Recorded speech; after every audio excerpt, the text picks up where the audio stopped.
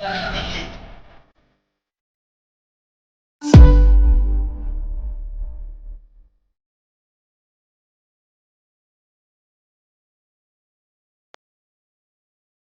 22nd, 2024, Kendrick Lamar set off one of the most legendary one-year runs we've ever seen in hip-hop. First person shooter, I hope they came with 3 switches. I crash out like fuck rap. This never love if I had to. But what he also did was bring light and attention to a 55-year hip-hop prophecy that has now finally come true. Let's go back to 1970 with Gil Scott-Heron at the corner of 125th and Lenox to see this prophecy set forth before the genre even existed. Now, if you're watching this video, you've likely either definitely heard of Gil Scott-Heron before, or you've at least done a little bit of research since the Super Bowl when Kendrick Lamar said this. The revolution about to be televised. You picked the right time, but the wrong guy. Now, that can obviously be interpreted, and probably should be interpreted, in both the ways that seem fairly obvious. One, the revolution of hip-hop and people becoming bored of the genre. It is time, and the time is now. But if you pick Drake and the commercialism aspect of it, well, you picked the wrong guy. And then on the other side, where our society and our culture as a whole in America is reaching a breaking point, again, a revolution is necessary, but at least in the eyes of Kendrick Lamar, at the last election, we've picked the wrong guy. When Kendrick says, the revolution is now, you picked the right time, he's referencing something that Gil Scott-Heron said back in 1970, and that's probably what led you to this video, or at least led you down the rabbit hole that led you to this video. In 1970, Gil Scott-Heron pioneered and created what is now to be considered the Godfather era of rap. Really what he did was take the spoken word poetry and love of language that he had as he published his first novel, and also published his spoken word poems over bongo and consistent percussion beats. You will not be able to lose yourself on Skag and skip out for beer during commercials because the revolution will not be televised.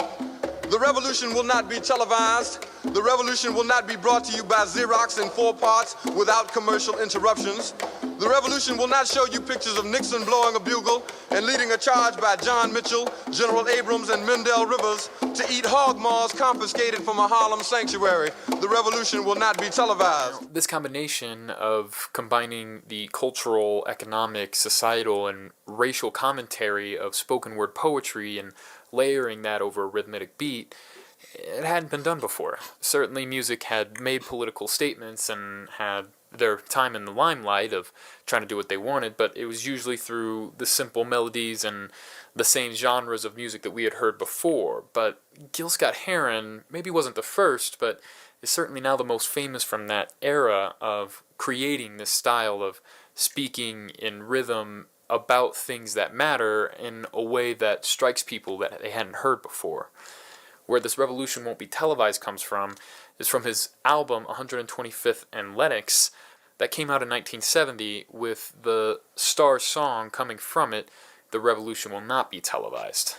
Now, I'll let you enjoy the process of learning more about Gil Scott-Heron and how his parents gave him both the seeds to be someone who's commenting on societal issues and breaking barriers all the time, as well as being somebody who's artistically gifted. But the point that's really important here is the song from 125th and Lenox titled The Revolution Will Not Be Televised.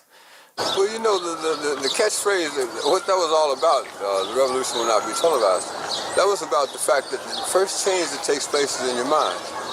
You have to change your mind before you change the way you live and the way you move. So when we said that the revolution will not be televised, we were saying that, like, that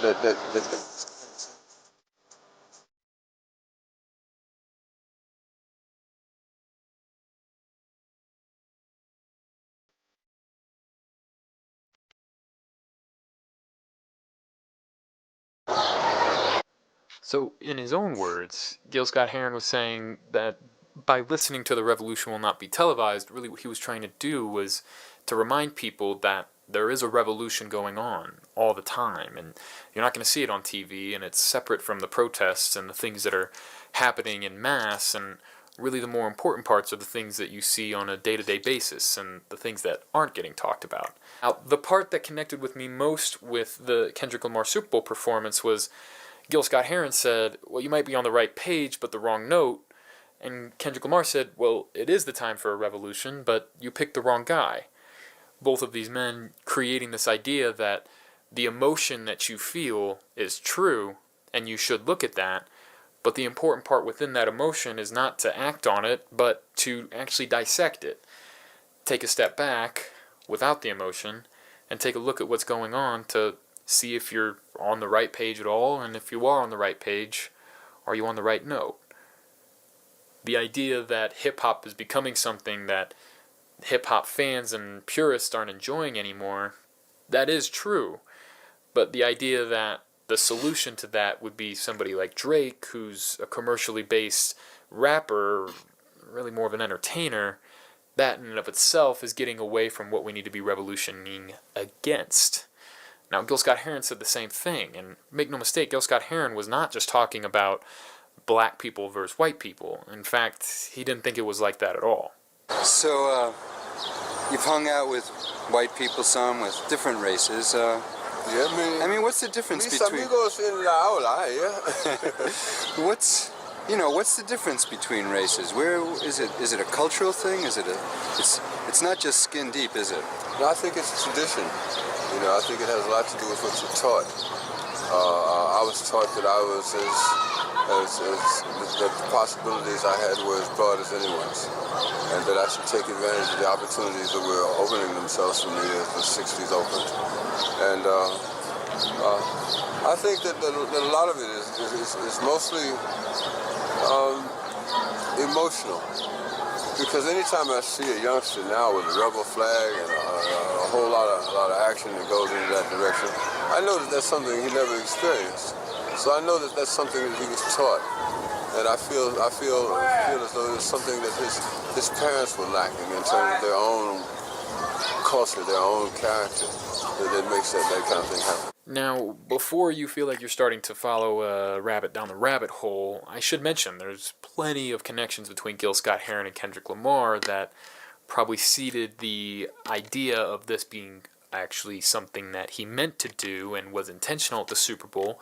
And for instance, he sampled Gil Scott-Heron on one of his first albums, Section 80. He also shares Gil Scott-Heron's opinion of songwriting where it's supposed to mean something and the sound is supposed to match up with the lyrics. And one of the things Gil Scott-Heron said most about hip-hop was that he did enjoy it when he felt like it was songwriting, but he didn't when it felt like it was people just kind of putting words over a beat. When he wrote his lyrics and his poems, Yeah, that's the same kind of way I feel with a lot of these rappers who just rapping. Like when they be in an interview, it'll be like, so what's next? What you writing now? And I'm just putting something together. When I feel it, I just write it down. It don't even gotta make sense. Just write it down as long as it sound good, but it's no meaning. It don't hold no depth in it, no type of weight. It's just hollow words. I always despise lyrics like that, just rhyming over a beat because it's floating on a beat. Everything from, I guess because I'm older and I come up in the era of the Tupacs, the Biggies, the beginning of the NWAs. I even used to listen to a lot of Rakim, and the Jam Master Jays and the Big Daddy Kane's and things like that. Listening to my brother when the Fat Black 8 tracks used to be out, sneaking listening to that. They used to try to hide little CDs from me, and coming up as today, it's just hollow, man. It don't hold no way. Excuse me, I thought I was lagging just now. I had to check it out. But yeah, like I was saying, today's music, and I understand it should have a balance. Yes, music that's fun to the ear and also music that makes you think. But you got to look at it. Once the Tupacs died, the Nas them kind of died down and been overtaken by this jingle type rap, these TikTok dance type raps, and there's thugism and there's big jury and bling. Yeah, it's good to motivate the people, but it also, what a lot of people don't understand, the ingenuity that happened, it makes you chase and not to work hard for material things, which now the word ops and begets and diamond cuts and bust down weaves and twerk dances and all of this kind of like, from the Nicki Minaj's to the Cardi B's to the Sexy Reds to the Lottos to the, you could go on and on and on. There's no balance. Everybody just on that type of unconscious type rap that don't make you think. And I kind of think that's why Kanye kind of losing it, because he feeling like he getting pushed to the back, in the new front runner, which is Kendrick Lamar, who leading the train right now. It's over him, and he wanted to be the one to take down Drake, but that's on another live, But other than that, music nowadays done got so weak. As he saw him in his head, he did it to go along with music at the same time that that music was being created. And Kendrick Lamar, obviously just winning, well, Record of the Year, a Grammy that's supposed to go towards a song for its songwriting ability, not just a song for what it was in the moment, but actually the construction of that. And Kendrick Lamar, in a time in hip-hop where it's usually seen from the masses and the general public as something that's really fun and of no value and of no real merit in production towards society, Kendrick Lamar has always been, well, the odd man out. In fact, he's one of the only current rappers that are constantly being attacked by Fox News and conservative outlets, and not just Republican outlets, but anybody who really isn't a fan of seeing the youth progress and making their voices heard. When he released Pump a Butterfly, Fox News famously took at him for his lyrics, and we hate the po-po, etc., etc., etc. Now, Kendrick, of course, being who he is, began taking the heat and becoming the man who's looked at as the one who is challenging the notions of hip-hop that we know today. Now that we have that connection between Gil Scott-Heron and Kendrick Lamar, let's go back to 125th and Lennox, because there's one more song on there that I think is fairly impactful and relevant to what's going on today. And that's the song Whitey on the Moon. Now, in that song, Gil Scott-Heron talks about how Whitey, or in his mind, the U.S. government, is able to send white people to the moon, a feat that at the time seemed literally impossible, but his people and his family and his friends still can't even afford a good place to eat. Now again, Gil Scott-Heron was a huge fan of not racial warfare, but of class warfare, something that he identified and was very similar to with the Black Panther Party in that regard. So at 125th and Lennox, when Gil Scott-Heron set off this revolution will not be televised idea, without knowing it, he was both creating the idea of what rap would become when it was partnered with hip-hop in the 70s, only a few years after, but also he would be setting forth a prophecy of the idea that the revolution won't be televised. Now let's dig into the progression of hip-hop so that we can see how the prophecy started, began, continued, and ended with the Super Bowl performance. So the 1970s obviously is and should be looked at as the decade that birthed hip-hop.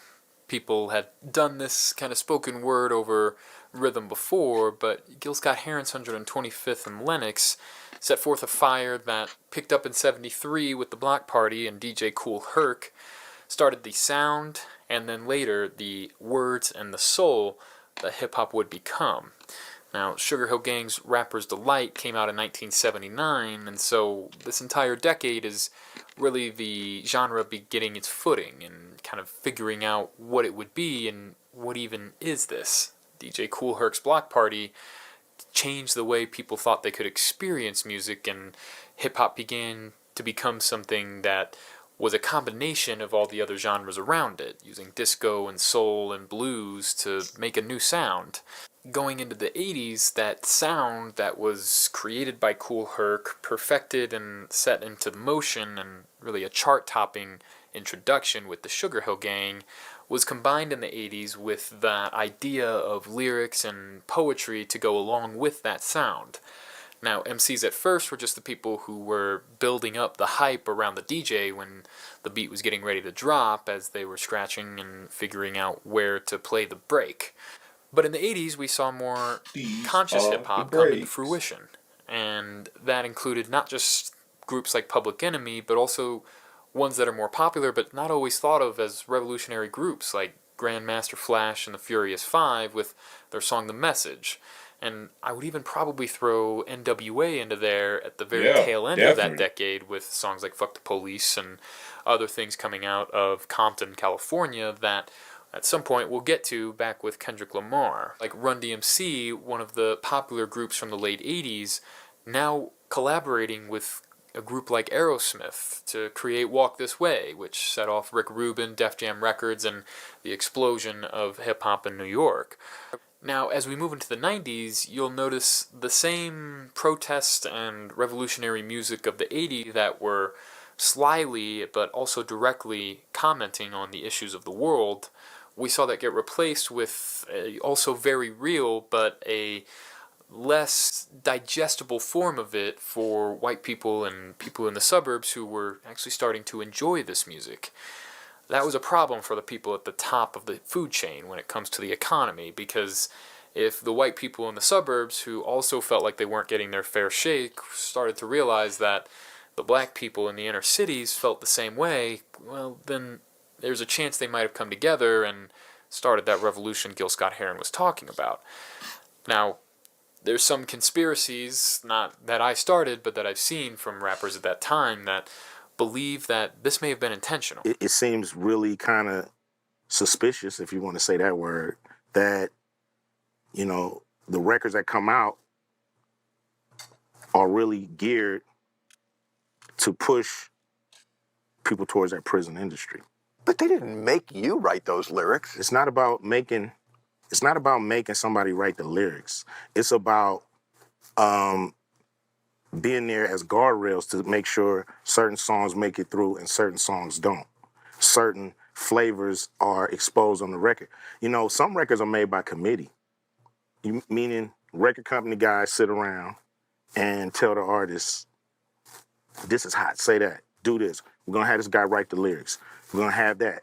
So the narrative is really kind of, you know, structured and really made into what the record company want the record to be. And now, whether that's true or not, to be quite honest, whether that's true or not, that's facts.